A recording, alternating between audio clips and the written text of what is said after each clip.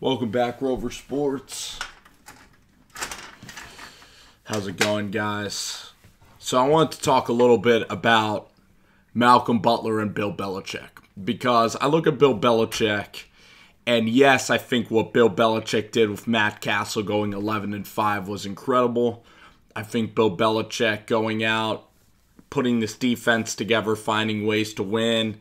His offensive ability, calling plays, is very, very good. Obviously, the comebacks, the game plan versus the Seattle Seahawks defense was really impressive. The comeback against Atlanta, the Indianapolis Colts beatdown in the AFC Championship was really, really impressive. The way that they got to the Atlanta game was they beat the Colts, I think. I think that was... No, that wasn't Deflategate. I'm trying to go back to a couple of years ago when they beat the Steelers. So so again, that was impressive. Like the Patriots again with Brady and the way that they just can turn into almost robots on the field is very impressive. So Bill Belichick is one of the greatest coaches of all time. He's a tactician. He's been incredible. He's dominated this whole decade. He's achieved his goal of making the New York Jets completely irrelevant, and that's what I hope the Giants will do to the Philadelphia Eagles. But I wanted to say that I don't understand his move with Malcolm Butler, and I probably never will to this day. The fact that he didn't play him at practice, the fact that he says it's a football decision. If Malcolm Butler honestly said, like, I'm throwing the game tomorrow, I'm not going to try. I mean, you put Malcolm Butler in the game. I mean, first of all, Butler, he has a duty. And the duty that Malcolm Butler has is that he's a free agent. So he's trying to earn as much money as possible. The Eagles have Alshon Jeffrey, who's a very, very good receiver. They have Nelson Aguilar, who played a lot better in his second season. The Eagles have weapons on this field, and even, Zach Ertz. And Malcolm Butler, I mean, it wasn't just a fluke that he made the interception. I mean, he's played every single game for the Patriots. And why in the most important of games is he not playing? There's no reason at all. And then, if you're going to say it was a football decision and you're trying to think outside the box and confuse the Eagles by using Eric Rowe or another slot corner, why wouldn't you make an adjustment in-game to get Malcolm Butler in the football game?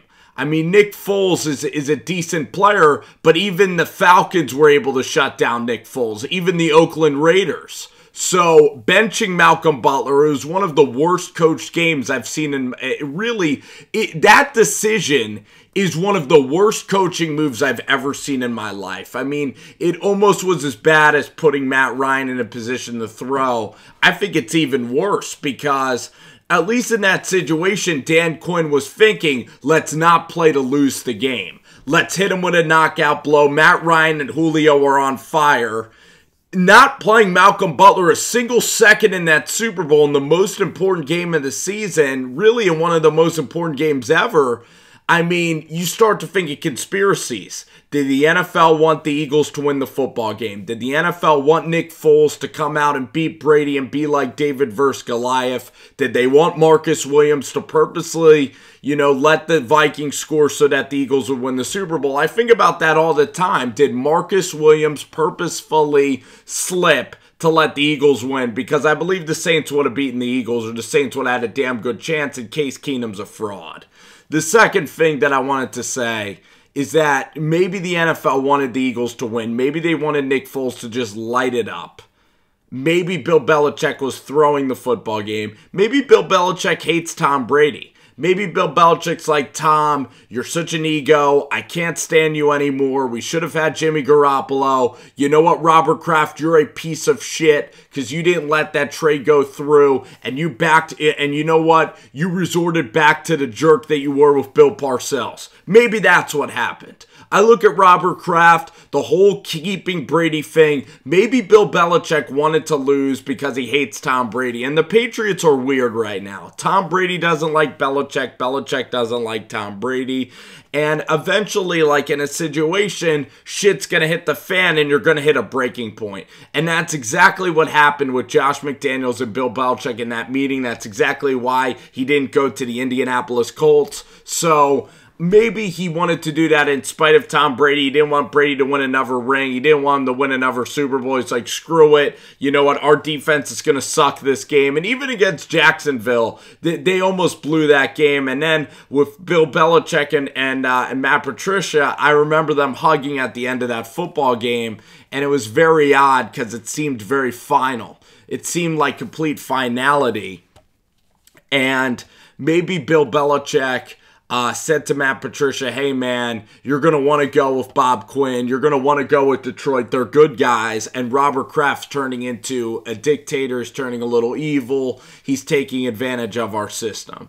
I mean, there's no reason why Malcolm Butler shouldn't have played in that Super Bowl. I think Belichick wanted to get it. Either Tom Brady or either the NFL was in maybe the pockets of the Patriots and they wanted the Eagles to finally win a Super Bowl because the ratings have been such shit this year. Maybe that really happened. I don't know why Marcus Williams still allowed that touchdown. It was the fishiest ending with the Saints game ever. And then, of course, the Eagles just destroyed the Vikings. So maybe they wanted Doug Peterson to win. And listen, the Eagles, you know, they played great on offense. Doug Peterson had a tremendous year. Nick Foles and Carson Wentz played great.